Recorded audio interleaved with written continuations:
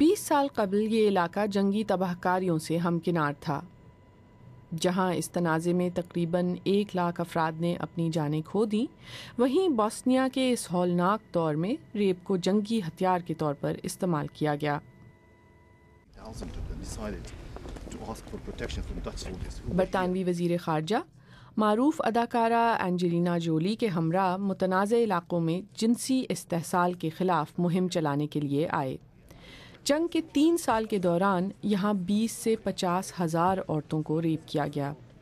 مرد بھی ظلم کا نشانہ بنے، لیکن اس ظلم کے مرتکب صرف 70 لوگوں کو سزائیں ملیں۔ ایڈینا نے بتایا کہ اس پر حملے کرنے والے آج بھی آزاد ہیں۔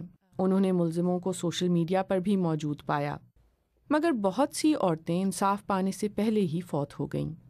جنگ کے اس ہولناک پہلو کے بارے میں آگاہی پھیلانے کے لیے ولیم ہیگ اور اینجلینا جولی کام کر رہے ہیں۔ ایک عورت نے بتایا کہ اسے ایسا لگتا تھا جیسے وہ ڈوب رہی ہو اور بچنے کی کوشش میں ناکام ہو۔ یہ عورتیں ٹوٹ گئی ہیں مگر پھر بھی پروقار ہیں۔ یہ بہت غیر معمولی خواتین ہیں۔ یہ مسئلہ سب کی نظروں سے اوجھل رہا ہے، اسی لیے لوگوں کی توجہ اس طرف نہیں آئی، اور اب ہمیں اس کا احساس ہے۔